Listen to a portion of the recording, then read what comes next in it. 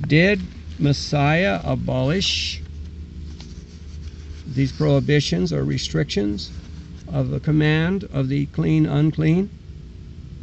Many believe that Yeshua declared all foods clean in Mark 17:9, so I suppose we should take a look at the context.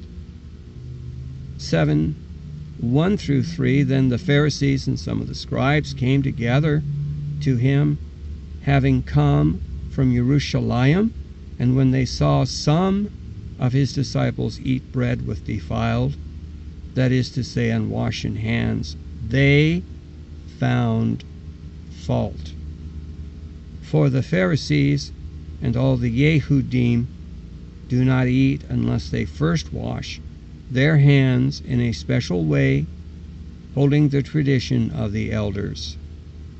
Note that this is a tradition and not a commandment from Yahweh, and it does not in any fashion refer to intake, but rather ritual, purification, hygiene,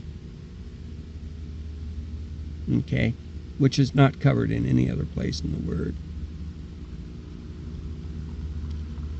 Although it's not wrong to eat with washing hands, it's still not a commandment from Yahweh, nevertheless.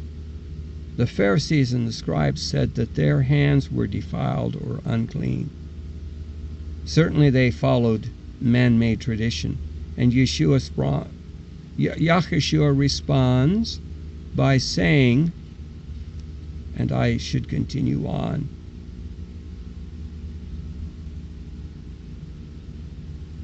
that, and we will in just a moment, but let me say their priorities are the wrong ones in which they choose to obey.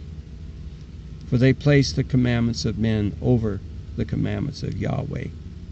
Now I promise to continue on in Mark 7:4-7. When they come from the marketplace, they do not eat unless first they wash. And there are many other things which they have received and hold, like the washing of cups. This is mikvah. Okay, they wash their cups in the mikvah. Pitchers, copper vessels, and couches. Then the Pharisee and scribes answered and said to them, or actually, then the Pharisees and scribes asked him, rather, why do your disciples walk not according to the tradition of the elders, but they eat with unwashen hands? So he answered and said to them, well did Isaiah, whose Yeshayahu, prophesied, you hypocrites, for it is written, the people honors me with their lips, but their heart is far from me. And in vain do they worship me, teaching for doctrines the commandments of men. It is vain to worship him with the doctrines and commandments of men. Let's look at 8-18. For the laying aside of the commandments rather of Elohim, the commandment of Elohim, you hold the tradition of men, the washing of pictures and cups and many others such you do. He said unto them, all too well you reject the commandment of Elohim, that you may keep your own tradition.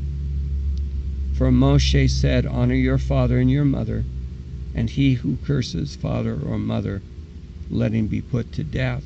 But you say, whoa, hold on. If a man says to his father or mother, whatsoever profit you might have been received from me as a korban, that is a gift to Elohim, then you no longer have to do anything for dear old mom and dad, for mother or father, making the word of Elohim of no effect through your tradition, which you have handed down. Many such things you do. When he had thus called all the multitude to himself, he said, hear me every one and understand. There's nothing that enters a man from outside which can defile him. Now we've got to remember the context by which he is speaking. But the things which come out of him, these are the things that defile a man. If anyone has ears to hear, let him hear. When he had thus entered a house away from the crowd, the disciples asked him. So he said to them, Are ye also yet without understanding? Do you not perceive that whatsoever enters into a man from outside cannot defile him, because it does not enter his heart but his stomach, and is eliminated, purifying all foods? Other translations, such as the new NIV,